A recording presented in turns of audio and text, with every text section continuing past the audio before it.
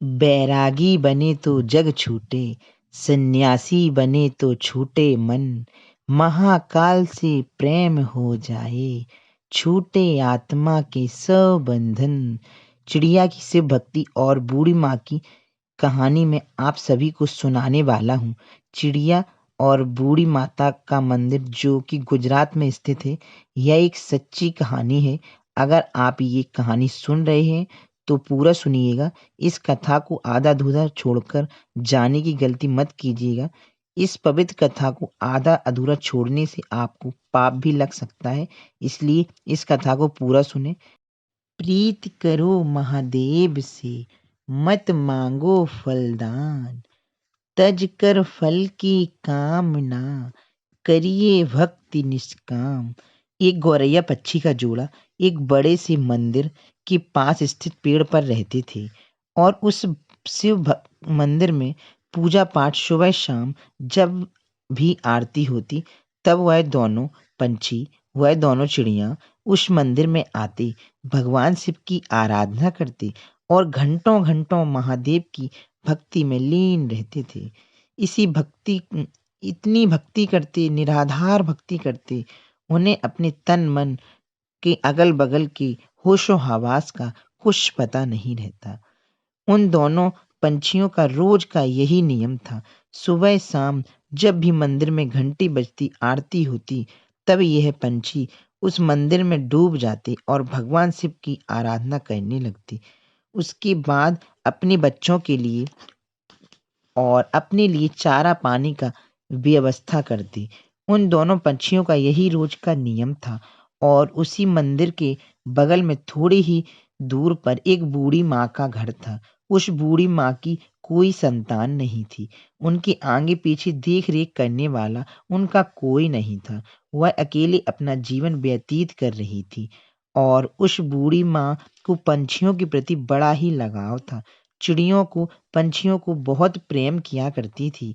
उनके लिए रोज अपने घर की छत पर पानी, दाना यह सब चीज़ें डाला करती थी।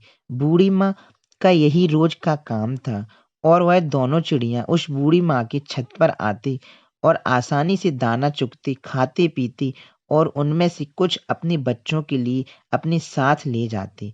इसी तरह उनका जीवन व्यतीत हो रहा था। उस बूढ़ी माँ के कारण उन चिड़ियों को पेट भर रहा था। साथ ही वह आराम से भगवान शिव की आराधना कर पा रही थी। अब इसी तरह दिन गुजर रहे थे।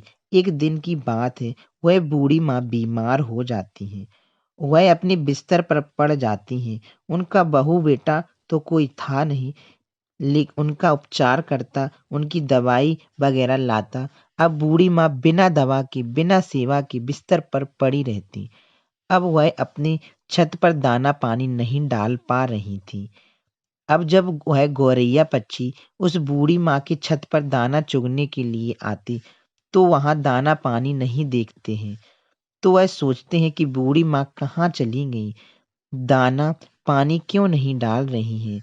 इसी तरह 2 दिन बीतते, 3 दिन बीतते और धीरे-धीरे वह बूढ़ी माँ कमज़ोर होने लगती। बिना दवाई दर्पण के एक दिन उनकी मौत हो जाती। जब पक्षी देखते बूढ़ी माँ का कोई पता नहीं चल रहा है और छत पर दाना पानी भी नहीं डाला जा रहा है, तो वह घबरा जाते हैं, बहुत ही परेशान हो जाते हैं और उस बूढ़ी माँ को पूरे गांव में आस-पास ढूंढने लगते हैं, खोजने लगते हैं। खोजते-खोजते दोनों थक जाते हैं, तो उसमें से जो मादा गौरैया थी, अपने पति से कहती है, स्वामी, बूढ़ी माँ का कुछ पता नहीं चल रहा है। बूढ़ी माँ कहाँ चली गई हैं? वह हमें दाना पानी दे रही थी, अन्य पक्षियों को देख रेख कर रही थी। अन वो कहाँ गईं? हमने उन्हें कितना ढूँढा, वो मिली नहीं। अब हम क्या करें? उस गौरैया का पति कहता कि प्रिय, हमने हर जगह बूढ़ी माँ को तलाश कर लिया है, बूढ़ी माँ कहीं नहीं मिली। एक भी जगह हमने उन्हें नहीं देखा। उनके खुद के घर में हमने अभी नहीं देखा। उनके खुद के घर में जाकर हमें देखना चाहिए। शायद वह बीमार तो नहीं। यह कहने के बाद वह गौरैया पंछी बूढ़ी माँ के घर चले जाती और जब अंदर जाकर देखते हैं तो बूढ़ी माँ अपने बिस्तर पर लेटी हुई हैं। उनके शरीर में कोई हलचल नहीं है। उनके चेहरे पर, उनके बदन पर मक्खियाँ भिनभिना रही थीं। वह पक्षी अपने पंखों की खड़खड़ाहट से उन मक्खियों को हटाते हैं, बूढ़ी माँ को जगाने की कोशिश करते हैं, लेकिन उनके शरीर में कोई हलचल नहीं थी। अब गौरैया का पति कहता है, प्रिय, बूढ़ी माँ अब इस दुनिया में नहीं रही, उनकी मृत्यु हो चुकी है। यह देखने के बाद वह दोनों पक्षी बहुत ही निराश हो जाते हैं, बहुत ही उदास होते हैं, रोने लगते हैं। उन्हें बड़ा ही दुख लगता है। अब उन्हें दाना चुगने के लिए दूर-दूर जाना पड़ता है। अब इसी तरह शाम हो जाती है। जब मंदिर का घंटा बजता है, भगवान शिव की आरती होने लगती है, तब वह दोनों पंछी उस मंदिर में पहुंचते हैं। एक पैर पर खड़े होकर भगवान शिव की निराधार भक्ति करने लगते हैं, उनका जप करने लगते हैं। 1 घंटा बीतता है, 2 घंटा बीतता है, इसी तरह बहुत लंबा समय बीत जाता है। इसी तरह बिना खाए-पिए लगातार महादेव का भक्ति करते रहते हैं। ऐसा करते-करते 20 दिन बीत जाता है। उन पंछियों ने महादेव का भक्ति करना नहीं छोड़ा। महादेव का भक्ति करते-करते यह सब देखकर महादेव भोलेनाथ बहुत ही प्रसन्न होते हैं और उन पंछियों को दर्शन देते हैं और कहते हैं कि गौरैया, तुम्हें क्या चाहिए? तुम जो मांगोगे मैं वह दूंगा। मैं तुम्हारी अखंड भक्ति से बड़ा ही प्रसन्न हूँ। छोटी सी जान होते हुए तुमने अपनी क्षमता से बाहर भक्ति किया है, इसलिए मैं बहुत ज्यादा प्रसन्न हूँ। तुम जो मांगो मैं तुम्हें दूंगा। तब गौरैया ने कहा, हे प्रभु, हमें कुछ नहीं चाहिए, हमें बस एक चीज चाहिए। आप हमारी उस बूढ़ी माँ को, उन पुण्य आत्मा को फिर से हमें लौटा दीजिए, उन्हें जीवित कर दीजिए, बस हमें यही चाहिए। भोलेनाथ ने कहा, पंछियों, यह सृष्टि का नियम है। अगर जो मर जाता है वह कैसे जीवित हो सकता है? मैं सृष्टि के चक्र में कैसे बाधा बन सकता हूँ? उस चिड़ियों ने कहा, नहीं भोलेनाथ, हमें कुछ नहीं चाहिए, हमें बस हमारी बूढ़ी माँ चाहिए और कुछ नहीं, आप हमें वापस कर दीजिए। तब भोलेनाथ ने कहा, पंछियों, अब बूढ़ी माँ का शरीर गल चुका है, उनमें से कीड़े निकलने लगे हैं। तब वह पंछी दोनों पति पत्नी हठ करने लगते हैं और कहते हैं, प्रभु, आपने हमें वचन दिया था कि तुम जो मांगोगे मैं तुम्हें दूंगा। प्रभु, आप अपने वचन से पीछे हट रहे हैं। भोलेनाथ, आप अपने वचन से पीछे नहीं हट सकते। तब महादेव ने कहा, हे पंछियों, तुम्हारे हट और अपने वचन के आगे मैं विवश हूँ। अब इसी प्रकार भोलेनाथ ने और उस बूढ़ी माँ के छत बिछत शरीर को सही किया, फिर उसमें प्राण डाल दिए। वह बूढ़ी माँ फिर से जीवित हो गई। अब अपने सामने भोलेनाथ को देखकर बूढ़ी माँ भाव विभोर हो जाती हैं, प्रसन्न होती हैं, कहती हैं, हे प्रभु, मेरी जन्मों जन्मों की दुख, जन्मों जन्मों के पाप आपके दर्शन मात्र से कट गए। आपने मुझे दर्शन दिया है। प्रभु, मैं ऐसा क्या पुण्य किया था कि आपने मुझे जीवित कर दिया? तब भगवान शिव ने कहा, हे बूढ़ी माँ, तुम्हें मैंने तुम्हारे कारण नहीं जीवित किया, मैंने तो तुम्हें उन दोनों पंछियों के लिए जीवित किया है। उन दोनों पंछियों ने मेरी निराधार भक्ति की, एक पैर पर खड़े होकर मेरी आराधना की, इसी कारण मैंने उन्हें आशीर्वाद दिया।